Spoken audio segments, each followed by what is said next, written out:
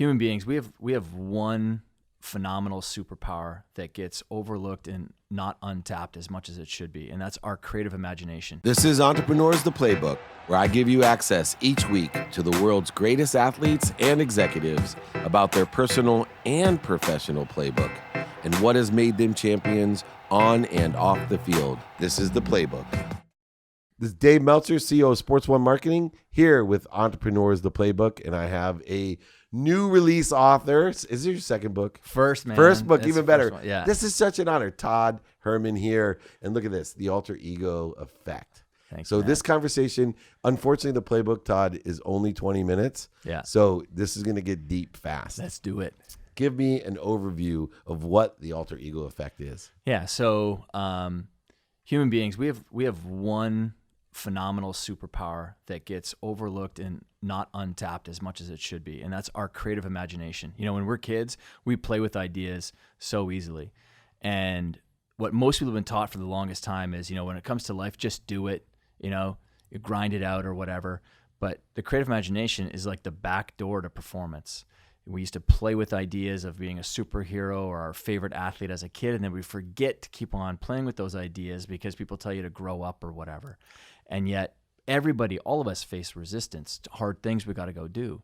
And alter egos have been the device and tool that high-performing elite people have been using for a really long time.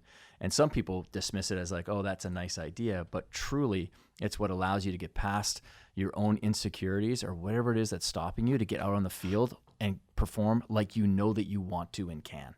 And you created you played football. Yeah. And you created an alter ego called Geronimo. Yeah. And so how did that work for you? Yeah. So I was a good athlete, but I was not a physical specimen. I'm not 6'4" and 240 I know the pounds. feeling, my friend. And but I still wanted to go out there and just like crush people like I built in my own head, right? We built this, and you know, and I was not that big, but I started to build up these. Ronnie Lott and Walter Payton were my heroes, and so Good heroes. And I would take trading cards. I'd take a Walter Payton trading card, put it in my helmet because I wanted to think like him. I put Ronnie Lott's in my shoulder pads because I wanted to hit like him, and I put Walter Payton's in my thigh pads because I wanted to run like Walter. But I'm also a huge Native American buff. And so I had this like tribe of Native Americans in my mind, and I brought them all together into this composite one person, Geronimo, to go onto the football field. So Todd stayed on the sidelines, but Geronimo went out there just on one mission. And that's what allowed me to get into the zone and the flow state, because now you're not thinking in your own insecurities. You are really stepping into that sort of and operating that way. And it allowed me to get college football scholarships and play way bigger than I actually was. That's awesome. And, you know, getting out of your own way is something that a lot of people ask me to business coach them on. Of course. And you coach a lot of the Fortune 100 CEOs, teaching them through this alter ego effect of getting out of their own way. Yeah. And if I understand you, you're basically detaching the normal ego, which is the fear of loss, you know, fear of the fear of being right. I mean, sorry, the need to be right, offended, separate, inferior, superior, all the things that hurt us. Yeah. And as athletes and as business people. And as parents. Great. All of those things, absolutely. It's just, but that's the power that we have. We have this ability to suspend disbelief about what we think we can or cannot do. Again, creative imagination is this unique process that we have inside of ourselves where we build worlds in our head, right? So we tell ourselves stories all the time. To many people, the narratives that we create aren't helpful. And we think that that's who we are. No, if you really unpack who you are, you're this like deep core source of amazing possibility that sometimes it's hard for you to get. People go, yeah, I get that. And it's like, no, I'm not even going to try and convince you. But if you stepped in and through your inner Dave Meltzer, how would he do that? Or Hulk Hogan, or That's awesome. Or you name someone else. We have this grass is greener on the other side effect. We all do. We look at someone else and we go, that person, I can see why they did it. And we remove away all the narrative and story that they had to go through. And we only look at the qualities that we like. And so you step into that, and that's what allows us to go. It's like the back door to performance, an alter ego is. I think you should have named the book The Super Alter Ego Effect, because let me explain why. Yeah. I've used this without knowing it. Mm-hmm. My expertise was in sales. Yeah. And I could transform a salesperson immediately by changing their name. Not using a superpower. I get it, man. Right? It was extraordinary. I could take a person that was terrified to cold call and I tell them, use my name. Yeah. Call up and say, this is Dave Meltzer. Yeah. I'm calling from here. Yeah. This is what I want. And it was a whole new person. Explain. I get the superpower even part, but explain to me how just taking on saying, hey, I'm Jim from Sports One Marketing. Yeah. How that could make such a difference. Why is the disassociation occur? Because Jim doesn't have all of those traumas and those hurts that you've built up over the course of your life. And so there's a clean slate that you're operating off of. And it's like so refreshing to the mind. So you're going to leave you and all your insecurities on the sidelines, and you're going to step into Jim over here.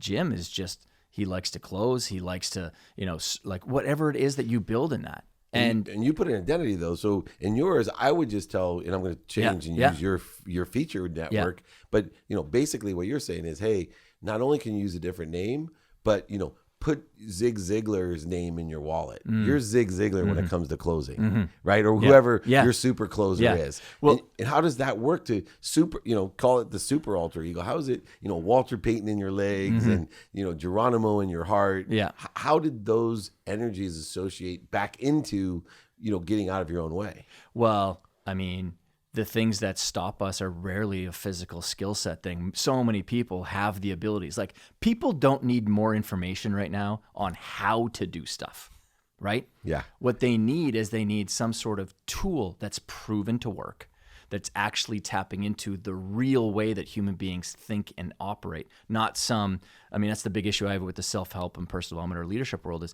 they've been trotting out ideas for decades that are proven to not work. They sound like wonderful ideas. They make you feel good. But I'm a practitioner, just like you. Yeah. I've been helping people one-on-one, 16,000 plus hours at the Olympic level, professional athlete level, public figures, just like you said, business owners, entrepreneurs all over the world on this. And when you're working with people one-on-one, giving them an idea and then walking back to you a week later and they go, yeah, that thing didn't work, I'm not going to have a job. Right. So I have to operate with evidence-based stuff that actually does work. And this is what people are actually using to do. And it's not about being fake or inauthentic. This is actually bringing out the most real version of you possible. So when you're stepping into something like Jim or whatever name that you give them, what we also do and what I talk about in the book is we also want to give them a totem or an artifact. That's why I use trading cards. In business, when I started out, I was 21. I looked like I was 12, and I was so insecure that who's going to listen to me? So I went out and I bought a pair of glasses because I had thought that people who wear glasses and all the people that I'd been influenced by wore glasses, and they're all smart. So I'm like, that's what I'm trying to tap into. I'm so insecure, but I'm going to get a pair of glasses, and that's what I'm going to activate, is that confident self. Well, what I actually was tapping into is this idea this phenomenon called enclothed cognition.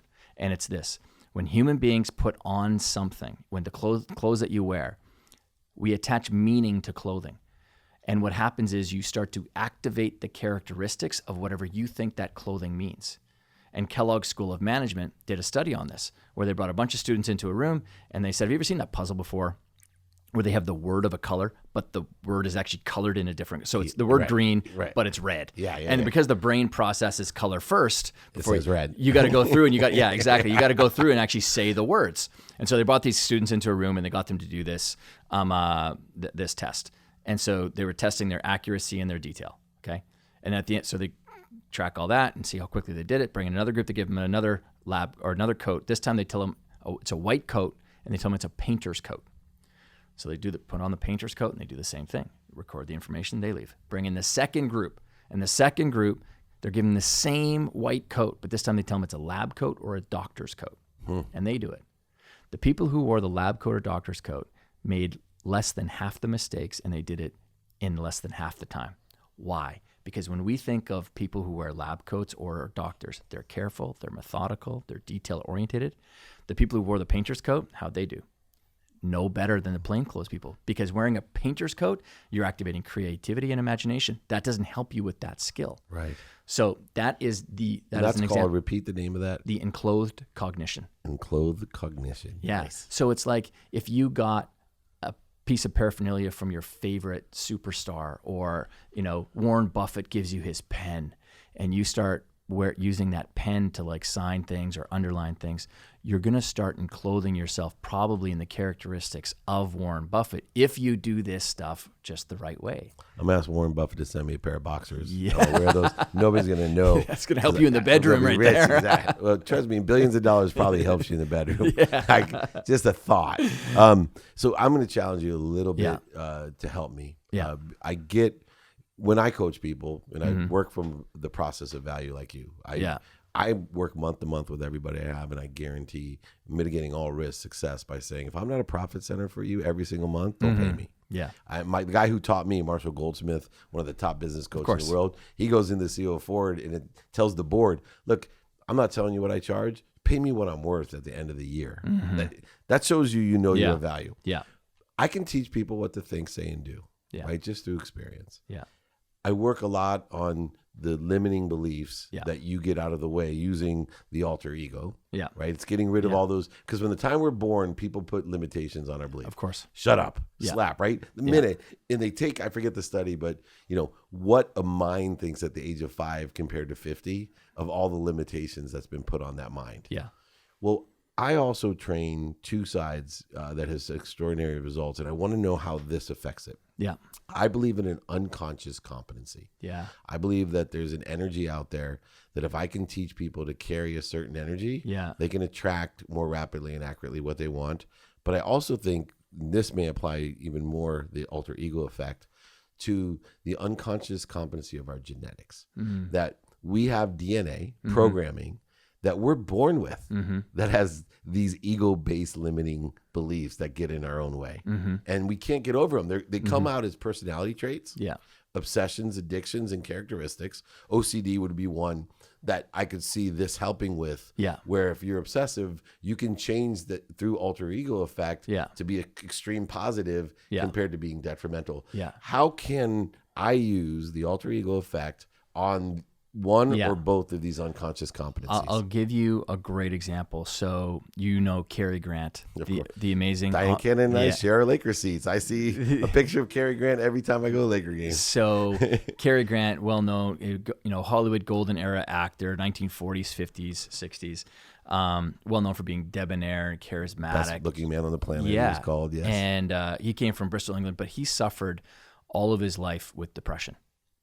And he had, and I talk about it in the book, he had this one prophetic quote that he shared before the end of his life, which was, he said, I pretended to be somebody I wanted to be, or I became that person, but at some point in time, we met. And what it was he really wanted to create this self that wasn't shackled to depression and he was very, very insecure about where he was, his background and things like that. And I think it's probably the most perfect encapsulation of this idea. The only thing I would change about it is I wouldn't say pretended, because this isn't about pretending. This is about I activated the person I wanted to be, or I became that person. So if you think about, someone right now that you're working with, and I know you work with a lot of people, they have this current version that they feel stuck inside. And again, because we're working with ambitious, achieving people who want to strive to do big things and make an impact. So you've got this version right now that there might be something that's bumping up against, and it's a resistance that they can't seem to get past. But they have this vision of this future self that they want to get to, right? And I think the way that Cary had said it is such a great example that if you think of it like a Venn diagram of two circles, the current you and the future you, and they might overlap a little bit. Like there's parts of you that it's great. I'm not telling people that you're all failing, but no, but at some point in time they meet. That's what happened to me. Like when I was starting out and I was so insecure, wore those glasses to help activate that Superman version of myself in business. One day I was working and I was sitting down at my desk and I was doing all the things that previously were like terrifying me, cold calling people or whatever. And I wasn't wearing my glasses. I had become the person that I most wanted to be, and I wasn't consciously thinking about it anymore. It was unconscious competence for me. Nice. I had became that person. And so tapping into and leveraging this idea, that bridge to help bring those two worlds, that current self and that future self together, is the creative imagination. And one of the tools that we use is the alter ego to help make that happen. Step in and through that to help navigate that resistance that you've got. One of the athletes that we represented when we were at Lee's, he actually went to the same high school as me, as Ricky Williams. One of the things that helped Ricky was when we put the dark shades on his helmet. Exactly.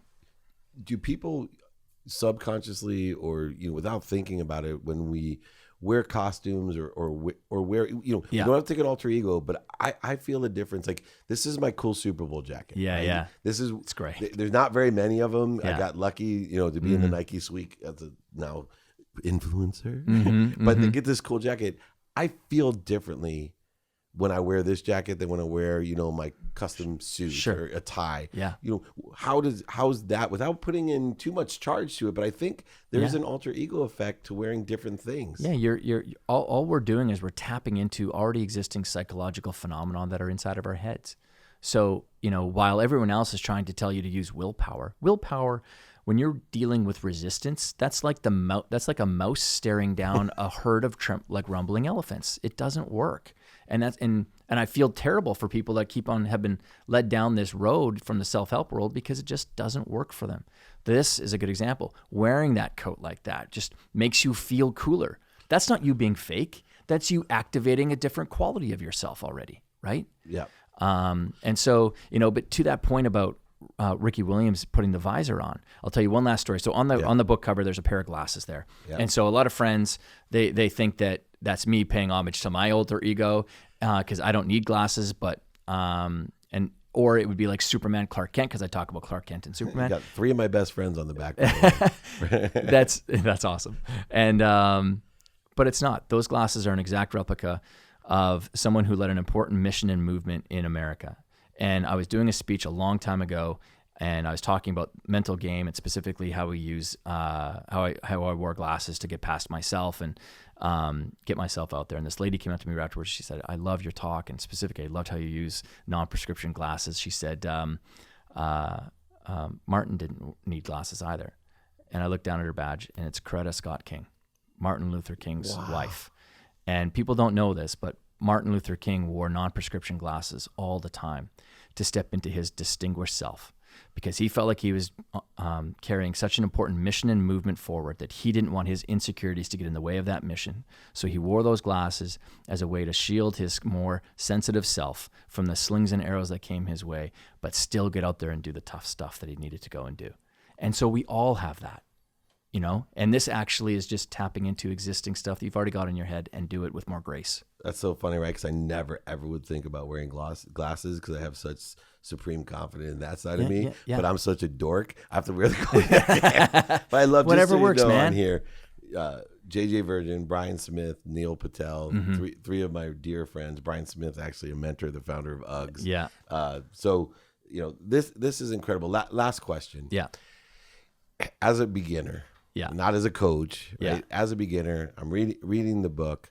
What's the one most effective thing that somebody can do? Because it's not very hard to implement this. What would you suggest? I come to you as a neophyte, and I say, man, I'm really insecure. Like, how do I change my life with your book? Yeah. Well, one thing I want people to recognize is you've already done this.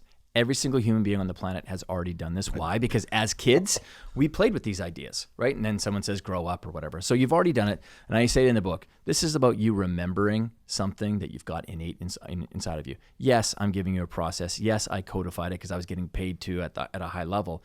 But you already know how to do this. Don't complicate this. But first thing is context. We only build an alter ego for one field of play. Right? So for business or for your home life or sport or health and fitness, just one. We're not creating an alter ego across all of our domains of life. Okay.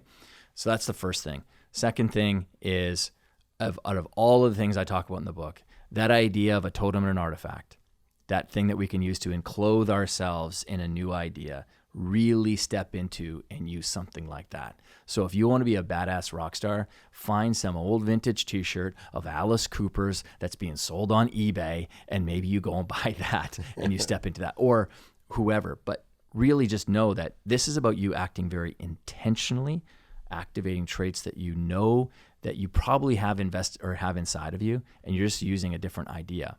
But that insecurity thing that you just brought up, the most powerful people who have used this the best, they know a lot about what their alter ego is. So Kobe Bryant's Black Mamba, I talk about the story in the book about how he created the Black Mamba. He devoured information about the Black Mamba itself. Like, he knows more about the Black Mamba than biologists do. Wow. And so when you go out there, if you're going to step into, Martin Luther King as your alter ego or Abraham Lincoln, like, learn a lot about them. It'll actually, because it'll resonate deeper inside of you to help connect with you at the heart core, so allow you to walk through it. Wow. Well, I'm already living this alter ego. I know you are. I'm going to teach it. Thanks, man. I was thinking while you're doing it, I'm like, wow, this like already emblematic of what here, my whole brand, right? I'm this sports entrepreneur. Yeah. So I have one of the coolest, at least self-proclaimed, coolest Super Bowl jackets ever made. And then I'm wearing Gary V's There you go. win, right? Yeah. So sports entrepreneur. Yeah. I'm using that effect. I don't have to wear the glasses because I already feel like a dork. But anyway, Todd, I can't wait to finish this book. I started it since it's being released today. I didn't have too much time. Of course. But you can find this book everywhere. Hudson, Barnes & Yeah. Nobles, Amazons. You can't miss it with the yellow and black. Yellow highlighter, man. I'm telling you, this book will change your life. This has changed my life. As I told you before, unfortunately, it's only 20 minutes. So you owe me another 6 hours so I can really learn about things and get into the conscious, unconscious, and subconscious ideas of the ego. Getting out of your own way is truly the biggest gift that somebody can give you. Yeah. You got to get this book to get out of your own way. It's a really easy way to explain getting out of your own way. Mm-hmm. And I'm so grateful to have you on the Playbook. Thanks for having me, man. Todd Herman, incredible author, coach, speaker, and all-around great guy. Be kind to your future self. This is Dave Meltzer with Entrepreneurs, the Playbook.